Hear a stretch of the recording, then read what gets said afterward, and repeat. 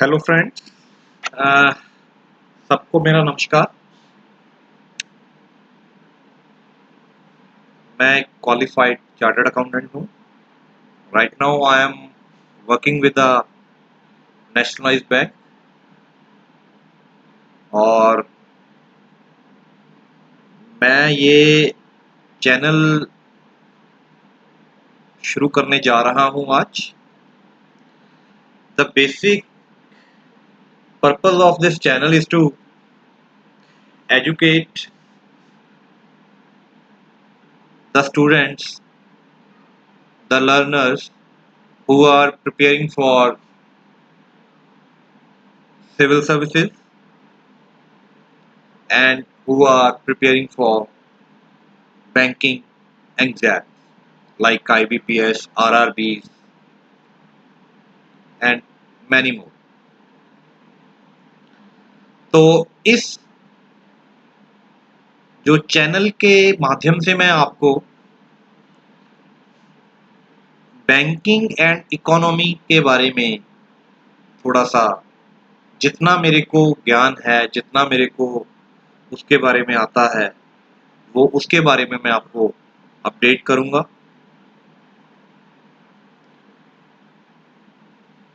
मैं ये इंश्योर करूंगा कि अपने इस चैनल के थ्रू मैं आपको कम समय में ज़्यादा से ज़्यादा जानकारी दूं।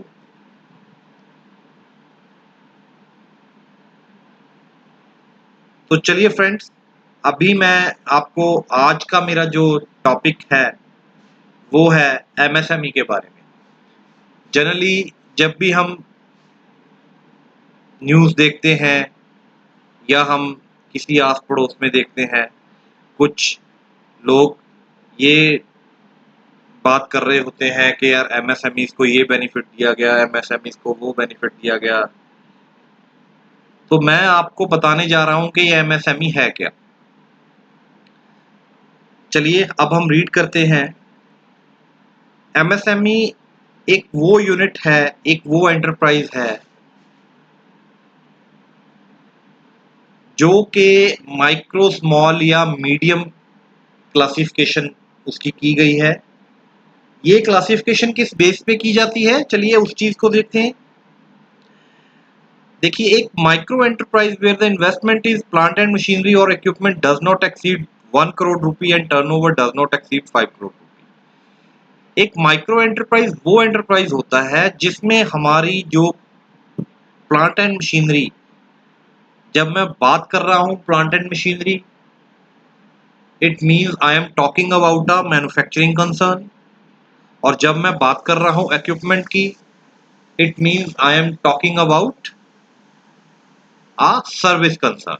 Yes friends, plant and machinery manufacturing concern में होती है और इक्विपमेंट्स हमारे जो होते हैं वो सर्विस कंसर्न में होता है। ट्रेडिंग ट्रेडिंग को भी हमारे सर्विस सेक्टर का ही पार्ट माना गया है। It means plant and machinery किस में होगा? मैन्युफैक्चरिंग में। ट्रेडिंग एंड सर्विस में इक्विपमेंट। चलिए, वेयर द इन्वेस्ट, अगर हमारी प्लांट एंड मशीनरी में जो इन्वेस्टमेंट है वो 1 करोड़ रुपए से ज्यादा नहीं है और जो हमारी टर्नओवर है वो 5 करोड़ से ज्यादा नहीं है, तो उस एंटरप्राइज या उस यूनिट को हम माइक्रो एंटरप्राइज कह के चलेंगे। अभी नेक्स्ट स्लाइड में या और आगे वाली स्लाइड्स में मैं आपको समझाऊंगा कि ये कैसे डिसाइड होता है, एक नए यूनिट में कैसे क्लासिफिकेशन होती है, सेल्स को कैसे लेके चलना है, इन्वेस्टमेंट में क्या क्या चीजें इंक्लूड होंगी। इन सब चीजों को हम आगे वाली स्लाइड में करेंगे। फॉर द टाइमिंग आपको जस्ट ये समझने की जरूरत है कि एमएसएमई का जो मीनिंग है, एमएसएमई की जो डेफिनेशन है, माइक्रो, स्मॉल और मीडियम एंटरप्राइजेस, उसको हम कैसे डिफाइन करके चलते हैं। The same way small enterprise में अगर प्लांट एंड मशीनरी की जो इन्वेस्टमेंट है या इक्विपमेंट में जो इन्वेस्टमेंट है वो अगर 10 करोड़ है और टर्नओवर जो है वो 50 करोड़ तक है, तो हम ऐसे एंटरप्राइज को हम स्मॉल एंटरप्राइज का नाम देते हैं। फ्रेंड्स, एक बात को आपने ध्यान रखना है, इसमें है वर्ड एंड। जब मैं इन्वेस्टमेंट और टर्नओवर को लेके चल रहा हूं, जो वर्ड एंड है, इट मीन्स कि ये दोनों चीजें फुलफिल अगर होंगी तभी ये एक एंटरप्राइज जो है वो उस कैटेगरी में फॉल करेगा। आगे चल के मैं आपको बताऊंगा कि अगर वो एक पैरामीटर उसका कम हो जाता है, एक पैरामीटर ज्यादा हो जाता है, तो वो किस कैटेगरी में फॉल करेगा, वो आगे की बात है। द सेम वे हम किसी भी एक यूनिट को मीडियम एंटरप्राइज हम तभी कह सकते हैं अगर उसमें investment in plant and machinery या इक्विपमेंट जो है वो 50 करोड़ तक है, मींस के उसकी जो इन्वेस्टमेंट है मोर देन 10 करोड़ है और लेस देन 50 करोड़ है, और जो टर्नओवर है वो मोर देन सॉरी और जो टर्नओवर है वो मोर देन 50 करोड़ है, और जो लेकिन लेसर देन है 250 करोड़, तो वो एक that enterprise will be called as a medium enterprise. अब मैं आपको बताना चाहूंगा ये जो एमएसएमई की डेफिनेशन है, the same has been revised by the ministry of finance by the RBI in July 2020। ये पहले की डेफिनेशन है। मैन्युफैक्चरिंग और सर्विस एंटरप्राइजेस के लिए अलग अलग क्राइटेरिया थे। माइक्रो में 25 लाख की इन्वेस्टमेंट होनी चाहिए, उसी लिए सर्विस एंटरप्राइज में वो 10 लाख की इन्वेस्टमेंट थी। आपको इस सब में जाने की कोई ज़रूरत नहीं है, क्योंकि ये डेफिनेशन अब हमने याद नहीं करनी है। आपने सिर्फ जो रिवाइज्ड एमएसएमई क्लासिफिकेशन है, हमने सिर्फ उसी को याद रखना है। ये जस्ट एक आपकी रेफरेंस के लिए था कि आपको ये ध्यान में हो कि पहले ये कुछ और डेफिनेशन हुआ करती थी, लेकिन ये डेफिनेशन अब रिवाइज होके कुछ और हो गई है। चलिए दोस्तों, अब हम देखते हैं इसको। ये हमने देख ही लिया।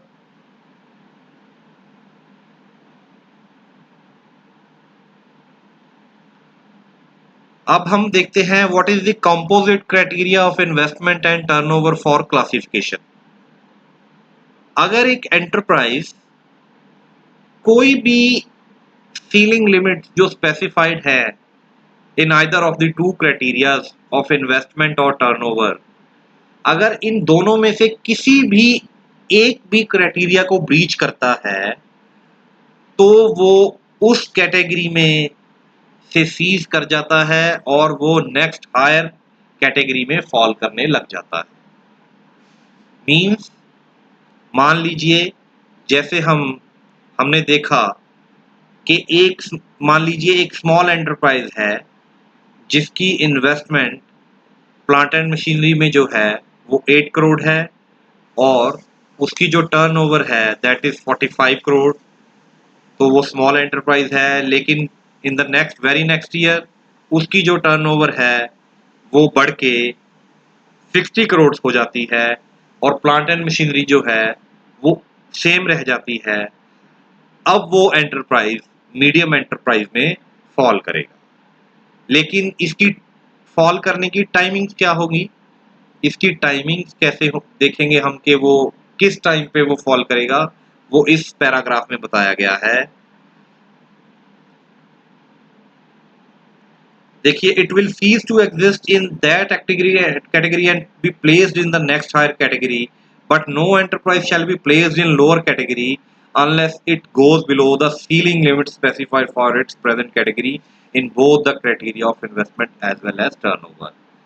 दोस्तों, ये सारी चीजें जो मैं आपको स्टडी करवा रहा हूँ that is from the RBI circular, जो इसकी रेफरेंस में आया हुआ है, और ये कहीं भी और कहीं से नहीं लिया गया है, ये सिर्फ आरबीआई की वेबसाइट से ही लिया गया है और ये ऑथेंटिक डाटा है। तो मैं आपको बता रहा था कि अगर हम एक भी कैटेगरी को ब्रीच करते हैं, दोनों क्राइटेरिया में से एक भी क्राइटेरिया को ब्रीच करते हैं, तब हम नेक्स्ट हायर कैटेगरी में फॉल करते हैं। कैसे? हम माइक्रो टू स्मॉल चले जाएंगे, अगर स्मॉल है टू मीडियम चले जाएंगे। लेकिन अगर हमारा एक भी क्राइटेरिया डाउनवर्ड आता है, तब हम सेम कैटेगरी में रहेंगे। कहने का मतलब ये है, अगर हमने डाउनवर्ड शिफ्ट करना है from medium to small, small to micro, then we have to met both the criteria. जब हमने डाउनवर्ड जाना है तब हमारे दोनों क्राइटेरिया फुलफिल होने चाहिए, तभी हम डाउनवर्ड जा सकेंगे। लेकिन जब हमने अपवर्ड जाना है तब हमारे दोनों क्राइटेरिया में से कोई भी एक क्राइटेरिया जब मीट आउट हो जाएगा तब हम अपवर्ड चले जाएंगे। चलिए फ्रेंड्स आगे देखते हैं। All units with GST identification listed against the same PAN shall be collectively treated as one enterprise. दोस्तों हम जनरली देखते हैं एक फर्म की बहुत सारी ब्रांचेस होती हैं या एक ही सोल प्रोप्राइटर ने बहुत सारे बिजनेस कर रखे होते हैं विद द सेम पैन। जब भी सच टाइप ऑफ बोरोवर या ऐसा बोरोवर हमारे पास या बैंक के पास लोन के लिए जाता है तो उस बोरोवर को या एमएसएमई क्लासिफिकेशन के लिए हम कलेक्टिवली उसकी उन सारे एंटरप्राइज या सारे यूनिट्स में कितनी इन्वेस्टमेंट है अंडर द सेम पैन उसको या उसकी कितनी टर्नओवर है अंडर द सेम पैन उसको कलेक्टिवली लेके लिया जाएगा for deciding the category as micro small और मीडियम एंटरप्राइज। ठीक है फ्रेंड्स, चलिए आगे चलते हैं। अब मान लीजिए हम कैसे investment in plant and machinery या इक्विपमेंट की हम कैसे वैल्यूएशन कैसे करेंगे, कैसे हम डिसाइड करेंगे कि प्लांट एंड मशीनरी या इक्विपमेंट में हमने जो इन्वेस्टमेंट है उसको कैसे लेके चलना है। फर्स्ट ऑफ ऑल कहाँ से हम इस चीज को चेक करेंगे। देखिए फ्रेंड्स, मैं आपको बता देना चाहता हूँ, कोई भी बिजनेसमैन जब अपनी आईटीआर फाइल करता है तो वो अपने सारे बिजनेस की बैलेंस शीट जो है that has been also uploaded या updated in the income tax return। आप जनरली जब भी हम उसकी कंप्यूटेशन पार्ट देखते हैं एक बिजनेसमैन की कंप्यूटेशन शीट में उसकी बैलेंस शीट भी आ रही होती है।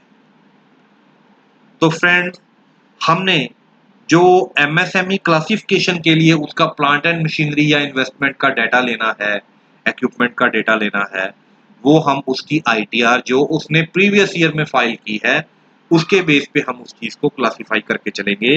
मान लीजिए हम अभी जैसे हमारा ईयर चल रहा है 21-22, हमारा अभी फाइनेंशियल ईयर चल रहा है, तो अगर हमने इस साल के लिए देखना है कि ये यूनिट एमएसएमई है या नहीं है तो हम साल 20-21 की जो आईटीआर उन्होंने फाइल की है मींस असेसमेंट ईयर 21-22 की जो उसकी आईटीआर है उसको देखते हुए ही हम ये असेस कर पाएंगे कि ये जो हमारे पास कोई भी यूनिट है या मैन्युफैक्चरिंग कंसर्न है ये एमएसएमई है या नहीं है।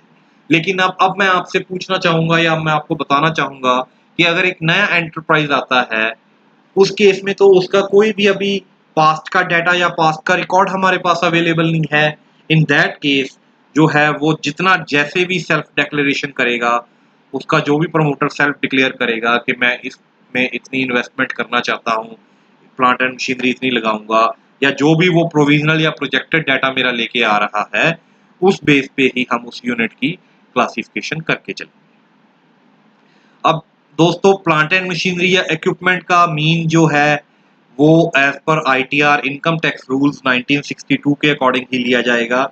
ये मैं आपको बाद में जाके बताऊंगा कि उसका क्या मीनिंग है। लेकिन हाँ इतना मैं आपको बता देना चाहता हूँ कि जब भी हम प्लांट एंड मशीनरी या इक्विपमेंट की बात करते हैं इसमें लैंड एंड बिल्डिंग, फर्नीचर और फिटिंग्स को शामिल नहीं किया जाता दोस्तों, इसको हम एक्सक्लूड करके चलते हैं। जब भी हम एमएसएमई देखना चाहेंगे कि ये यूनिट माइक्रो है, स्मॉल है या मीडियम है, तब हम जो उसकी फिक्स्ड एसेट्स देख रहे होंगे उसमें से लैंड एंड बिल्डिंग या फर्नीचर एंड फिटिंग्स को हटा दिया जाएगा। अब हम मान लीजिए उसका जो भी वैल्यू होगी प्लांट एंड मशीनरी और इक्विपमेंट्स की उसको हम विदाउट जीएसटी लेके चलेंगे। दोस्तों ऐसा क्यों है मैं ये आपको बता देना चाहूंगा, क्योंकि जनरली इसके पीछे आई थिंक लॉजिक यही है कि जो जीएसटी का इनपुट क्रेडिट जो है एक बिजनेसमैन को मिल जाता है तो उसको डबल बेनिफिट इस चीज का नहीं दिया जा रहा कि उसकी जो इनवॉइस वैल्यू है उसमें से हम जीएसटी पोर्शन हटा के एक्सक्लूडिंग जीएसटी जो भी उसकी इनवॉइस वैल्यू है उसको हम लेके चलते हैं। न्यू बिजनेस के केस में वैसे जैसे मैंने आपको पहला बताया सेल्फ डिक्लेरेशन के बेस पे उसकी वैल्यूएशन होगी। ओल्ड बिजनेस के केस में जो है, ओल्ड बिजनेस का मीन जो एग्जिस्टिंग बिजनेस है, उस केस में जो उसकी प्रीवियस आईटीआर में उसने जितना भी उसकी बुक वैल्यू आ रही है, उसके बेस पे हम उसकी क्लासिफिकेशन करके चलेंगे। अब दोस्तों, जब हम हमारे दो क्राइटेरिया में से हमने एक क्राइटेरिया को डिफाइन कर दिया है कि हमने investment in plant and machinery को कैसे लेके चलना है। Now how we will calculate the turnover या सेल्स। दोस्तों, जो भी टर्नओवर या सेल्स हमें एनुअल बैलेंस शीट में उसके trading and profit and loss में शो किया होता है, उसमें हमने एक्सपोर्ट ऑफ गुड्स या सर्विसेज या दोनों को हटा देना है। फिर हम उस टर्नओवर पे आ जाएंगे जिस टर्नओवर के बेस पे हम ये डिसाइड करेंगे कि ये जो यूनिट है वो माइक्रो है, स्मॉल है या मीडियम है। टर्नओवर कैसी होनी चाहिए? टर्नओवर, जो भी टर्नओवर एज पर हम इनकम टैक्स एक्ट या जीएसटी एक्ट लेके चलते हैं, उस टर्नओवर को ही हम for the calculation of turnover oblique sales जो हम क्लासिफिकेशन के लिए लेके चलेंगे, उसके लिए उसको माना जाएगा। पैन और जीएसटीआईएन जो है, आइडेंटिफिकेशन नंबर है जीएसटी का, वो हमारे किसी भी यूनिट के लिए मैंडेटरी रहेगा। तो फ्रेंड्स, जो हमारा अपवर्ड उसकी क्लासिफिकेशन होनी है या डाउनवर्ड क्लासिफिकेशन होनी है, उसकी टाइमिंग्स क्या होंगी? हमने ये तो पढ़ लिया कि एक उसका अगर कोई भी क्राइटेरिया एक भी ब्रीच होता है तो वो अपवर्ड चला जाएगा, अपवर्ड जाता है तो वो अपवर्ड चला जाएगा, लेकिन डाउनवर्ड के लिए उसके दोनों क्राइटेरिया का ब्रीच होना जरूरी है, उसके दोनों क्राइटेरिया को डाउनफॉल में आना जरूरी है। तो अब हम देखते हैं, मान लीजिए अगर अपवर्ड वो जाता है, अपवर्ड के लिए जैसे कोई भी एक क्राइटेरिया ब्रीच हुआ, मान लीजिए आज के साल, तो जो भी मेरा रजिस्ट्रेशन ईयर है, मान लीजिए 19-20 साल से एक साल की एक्सपायरी के बाद ही मैं अपवर्ड में जा सकता हूं। लेकिन डाउनवर्ड के केस में क्या है, जैसे ही मेरा ये साल खत्म हो जाएगा, जिस साल में मैंने इस क्राइटेरिया को ब्रीच किया है, from the very next year I will be classified according to the next unit. Like अगर माइक्रो है तो वो स्मॉल हो जाएगा, अगर स्मॉल है तो वो मीडियम। कुछ इसमें और इम्पोर्टेंट पॉइंट्स हैं फ्रेंड्स। उद्यम रजिस्ट्रेशन, आजकल कोई भी एमएसएमई यूनिट्स की क्लासिफिकेशन के लिए हम उद्यम रजिस्ट्रेशन जरूरी है। अगर कोई भी अब आपका क्वेश्चन होगा कि अगर कोई यूनिट एमएसएमई नहीं है, देन उसको हम जनरली लार्ज यूनिट मान के चलते हैं। वो जो यूनिट होता है उसको लार्ज यूनिट कहा जाता है। एमएसएमई यूनिट्स को क्या इंपॉर्टेंस है? बेसिकली एमएसएमई यूनिट्स को बहुत सारे बेनिफिट्स दिए गए हैं, जैसे कि सब्सिडी हो गई, इंटरेस्ट सबवेंशन हो गया। कुछ बैंक जो हैं वो उसमें रेट ऑफ इंटरेस्ट, अगर वो कोई लोन वगैरह लेते हैं तो उसमें उनको आरओआई रिलैक्सेशन भी दिया जाता है। एमएसएमई जो है ये हमारे प्रायोरिटी सेक्टर लैंडिंग का पार्ट है और इंडियन इकोनॉमी की ये बैकबोन है, क्योंकि बहुत एमएसएमई जो हैं ये बहुत सारी एम्प्लॉयमेंट जनरेट करते हैं, बहुत सारे लोगों को एम्प्लॉयमेंट मिला हुआ है। तो इसीलिए एमएसएमईज पे बहुत ज़्यादा गवर्नमेंट का फोकस रहता है। आपको पता है एमएसएमई मिनिस्ट्री ही अलग से हमारे गवर्नमेंट ने बनाई हुई है अपनी कैबिनेट में, और इसके लिए जो है रेलेवेंट जो एक्ट है दोस्तों, वो है एमएसएमई एक्ट। होपफुली आप सबको ये मेरा जो टॉपिक है वो पसंद आया होगा। अब मैं आपसे यही गुजारिश करूँगा कि अगर आपको ये टॉपिक मेरा अच्छा लगा और आप आगे भी कंटिन्यू करना चाहते हैं तो प्लीज़ मेरा ये चैनल सब्सक्राइब कीजिए। थैंक यू दोस्तों।